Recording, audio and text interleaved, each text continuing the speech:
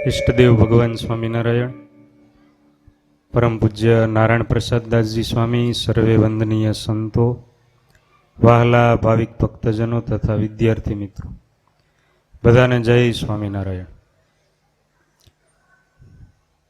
આજનો આપણો ગુરુકુલ ગૌરવ ઇતિહાસ એનો વિષય છે વિમાનની શોધ ગુરુકુલમાં. વિમાનની શોધ ગુરુકુલમાં કઈ રીતે થઈ એ આજે આપણે સમજવાનો પ્રયત્ન કરીશું. ઋગ્વેદના 6ઠ્ઠા મંડળમાં ભરદ્વાજ ઋષિનું નામ લખાયેલું છે અને અથર્વવેદમાં પણ આ ઋષિનો ઉલ્લેખ કરાયેલો છે, ભરદ્વાજ ઋષિ. તૈત્રીય બ્રાહ્મણમાં ભરદ્વાજ ઋષિ વિશે ખૂબ સરસ કથા લખાયેલી છે. ભરદ્વાજોહ ત્રિભીરા યુભી બ્રહ્મચર્યે ઉવાચ. એટલે કે 300 વર્ષ સુધી આ ભરદ્વાજ ઋષિએ બ્રહ્મચર્યનું પાલન કરી અને વેદાભ્યાસ કરેલો. 100 વર્ષ પૂરા થયા એટલે ઇન્દ્ર છે એ એમની આ તપશ્ચર્યા વેદાભ્યાસની જિજ્ઞાસા જોઈ અને પ્રસન્ન થઈ ગયા અને ઇન્દ્ર એમની પાસે આવ્યા અને કહ્યું કે ભરદ્વાજ ઋષિ, આજે તો બધાને કેટલી પ્રેરણા કરીએ ત્યારે માંડ બધા ભણવા તૈયાર થતા હોય છે. ભણવાની ક્યાં વાત છે, ભણાવવાવાળા મળતા નથી આજકાલ. 4-5 છોકરા છે ને એ ટીંગા ટોળી કરીને લઈ જતા હતા એક જણાને. એક બાપા કે ઓહો, આ કેવો જમાનો આવ્યો, આજે પણ સ્કૂલે લઈ જવા માટે આવી રીતે ટીંગા ટોળી કરવી પડે વિદ્યાર્થીઓને લઈ જવા માટે. એ પેલા છોકરાઓ કે આ વિદ્યાર્થી નહીં, આ અમારા શિક્ષક છે, લોકડાઉન પછી ભણાવવાનું ભૂલી ગયા છે એટલે લઈ જઈએ છીએ. એટલે ભણાવવું કઠણ છે, ભણવા કરતાં ભણાવવું કઠણ છે. તો આ ભરદ્વાજ ઋષિએ ભણવા માટે જાણે કે જન્મ લીધેલો અને 100 વર્ષ સુધી પોતે વેદાભ્યાસ કર્યો અને ઇન્દ્ર છે એમની ઉપર રાજી થઈ ગયા. અને ઇન્દ્રએ કહ્યું કે તમે માંગો, મારે તમને વરદાન આપવું છે.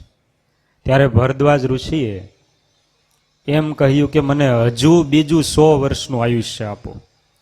હજી હું કાંઈ ભણ્યો જ નથી, વેદનું કાંઈ જ્ઞાન હું મેળવી શક્યો નથી, મારે હજુ ભણવું છે. કાંઈ વાંધો નહીં, જાઓ, તમને બીજા 100 વર્ષ આપ્યા. અને ભરદ્વાજ ઋષિએ ભણવાનું શરૂ કર્યું. એ 100 વર્ષ પણ પૂરા થઈ ગયા. ઇન્દ્ર પ્રસન્ન થયા કે ઓહો, 200 વર્ષ સુધી વેદાભ્યાસ કર્યો. અને વળી કહ્યું કે માંગો, તો કે હજી મને 100 વર્ષની આયુષ્ય આપો. અને એવી રીતે ભરદ્વાજ ઋષિએ 300 વર્ષ સુધી વેદનો અભ્યાસ કર્યો. 300 વર્ષ પૂરા થયા ને પછી ઇન્દ્ર આવ્યા કે હવે 100 વર્ષ માંગતા નહીં હો, કારણ કે હવે 100 માંગો, ગમે એટલા માંગો, આ કાંઈ વેદનું જ્ઞાન મેળવવાનું પૂરું નહીં થાય. આ તો અખૂટ જ્ઞાન છે, ક્યારેય ખૂટે નહીં એવું. તો મારે શું કરવું? તમે હવે યજ્ઞ આરાધના કરો અને યજ્ઞ આરાધનાથી તમને વેદોનું પૂર્ણ જ્ઞાન પ્રાપ્ત થશે. આ વેદ જ્ઞાનથી મનુષ્યોને સદાચારમય જીવન જીવતા શીખવાડો, લોકહિત માટે કાર્ય કરીને વિશ્વને માર્ગદર્શન આપો. આવું ઇન્દ્રએ કહ્યું.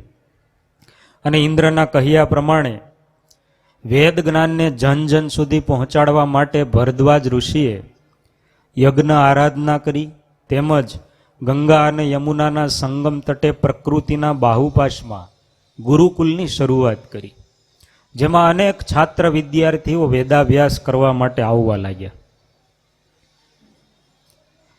ભરદ્વાજ ઋષિ પોતે વિદ્યાર્થીઓને વેદાભ્યાસ તો કરાવતા હતા, પરંતુ વેદનું જ્ઞાન એમને ઈદમ હતું. 300 વર્ષ સુધી વેદનો અભ્યાસ કર્યો હતો.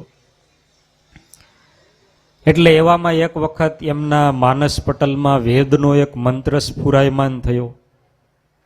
ઋગ્વેદના આ મંત્રમાં વાયુયાન એટલે કે વિમાનના ઉડાનથી પૂર્વે મરુત એટલે કે વાયુ દેવતાની પ્રાર્થના કરવામાં આવી છે. મંત્રનો એક પાર્ટ અહીંયા આપ્યો છે, ક્રીડંબ શરદો મારુત મનરવાણમ રથે શુભમ. હે મરુત વાયુ દેવતા, તમારું બળ રથ વિમાન આદિને ચલાવવામાં અનુકૂળ બને એવા આશીર્વાદ આપો.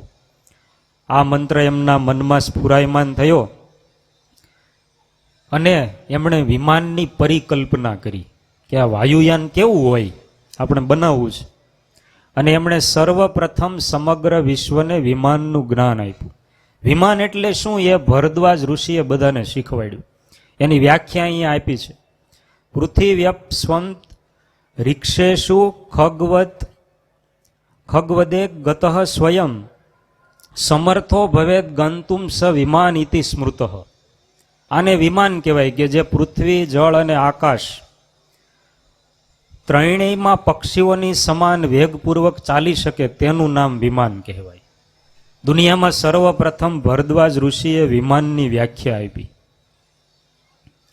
વિમાનને લક્ષ્યમાં રાખીને વેદોનું સંશોધન કરી ભરદ્વાજ ઋષિએ યંત્ર સર્વસ્વ નામનો ગ્રંથ લખ્યો, જે હાલ વડોદરા રાજ્યની લાઇબ્રેરીમાં અને મૈસૂરના આંતરરાષ્ટ્રીય પ્રાચીન વિદ્યા મંદિરમાં હસ્તલિખિત પ્રત રૂપે હાજર છે. જેને વાંચવાની ઈચ્છા હોય એ ત્યાંથી મંગાવી શકે છે. આ ગ્રંથમાં લખ્યું છે કે ભરદ્વાજે વેદનું મંથન કરી નવીનતમ રૂપમાં આ યંત્ર સર્વસ્વની રચના કરી છે. આ ગ્રંથના 40% જેટલા ભાગમાં વિમાન વિષયક જાણકારી છે. એટલે આ ગ્રંથને વિમાન શાસ્ત્ર તરીકે પણ ઓળખવામાં આવે છે. આવી રીતે ભરદ્વાજ ઋષિએ પોતાના ગુરુકુલમાં વિમાનની શોધ કરી. પણ આપણે બધા જાણીએ છીએ એમ, બધા લગભગ એવું કહે છે કે વિમાનની શોધ 1903માં વોરવિલ વિલ્બુર નામના રાઇટ બંધુઓએ કરી. એમનું નામ રાઇટ બરાબર, પણ આ વાત ખોટી છે. એમણે આવી શોધ કરી નથી. વિમાન એમણે બનાવ્યું, ઉડાડ્યું, પણ સર્વપ્રથમ શોધ તો ભરદ્વાજ ઋષિએ કરી. પણ આપણને એવું જ ભણાવવામાં આવે છે કે આ રાઇટ બંધુઓએ કરી.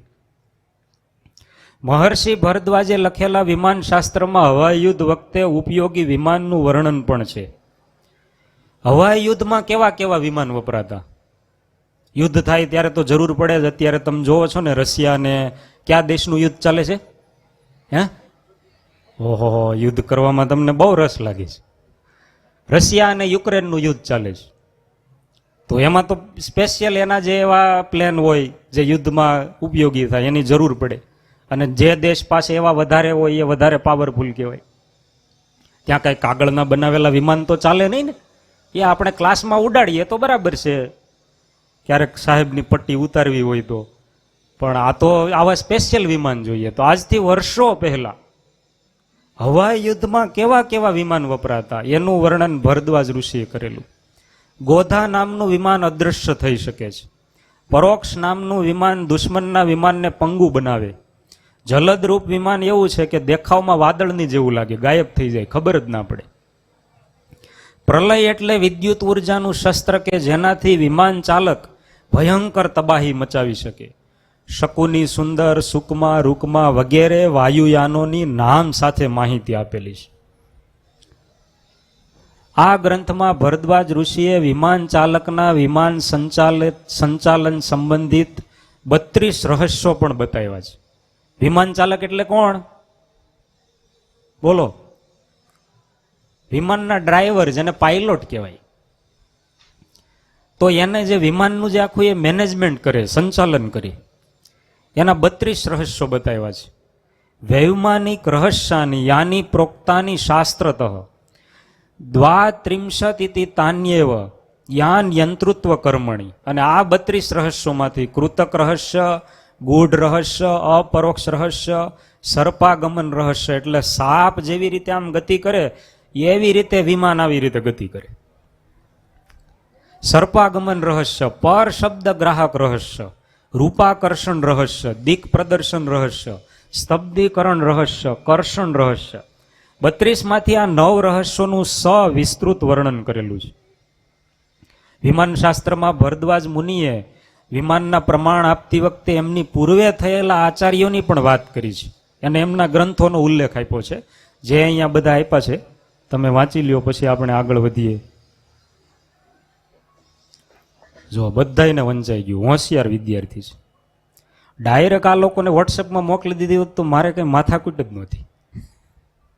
ભરદ્વાજ ઋષિએ રચેલા ગ્રંથો: અંશુ નભતંત્ર, આકાશશાસ્ત્ર, ભરદ્વાજ શિક્ષા, ભરદ્વાજ શ્રોત, ગૃહ્ય સૂત્ર, અંશુમ તંત્ર, બૃહગદ્ધિમાન શાસ્ત્ર, વૈમાનિક કલા.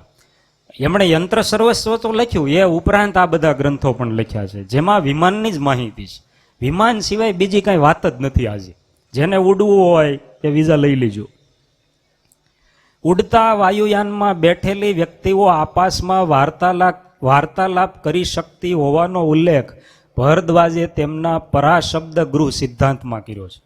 એટલે એક જ પ્લેનમાં નહીં, એક પ્લેનમાં તો બહુ વાતો કરતા હોય બધા, પણ એક પ્લેનમાંથી બીજા પ્લેનમાં વાત થઈ શકે, સંદેશો મોકલી શકાય, એનું વર્ણન પણ એમણે એ વખતે આ ગ્રંથમાં કર્યું છે. સમગ્ર વિશ્વને સર્વપ્રથમ વિમાનની ભેટ આપનાર આ ભરદ્વાજ ઋષિ અનેક સિદ્ધિઓ પામેલા હતા અને તેમનું ગુરુકુલ આવી અનેક સિદ્ધિઓનું કેન્દ્ર હતું. તેમના ગુરુકુલમાં નિરંતર વેદોનું જ્ઞાન ઉપાર્જન થતું હતું અને નૂતન નવીન શોધખોળ થતી હતી. આવી ઘણી બધી શોધ કરી એમણે, વિમાનને આધારે પ્રયોગ કર્યા અને દુનિયાને ખગોળ વિજ્ઞાનના ક્ષેત્રે સર્વપ્રથમ વિમાનનું જ્ઞાન ભરદ્વાજ ઋષિના ગુરુકુલ દ્વારા પ્રાપ્ત થયું. ત્યારે એકવાર એમના ગુરુકુલને આપણે તાળીઓથી વધાવીએ.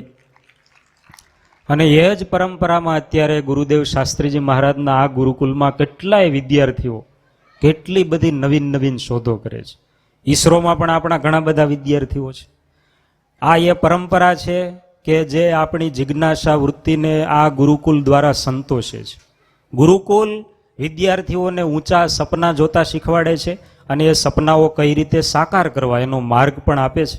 ત્યારે આ ગુરુકુલનો મહિમા આપણે વિશેષને વિશેષ સમજી શકીએ એટલી પ્રાર્થના કરીને વિરમું છું. બધાને જય સ્વામિનારાયણ.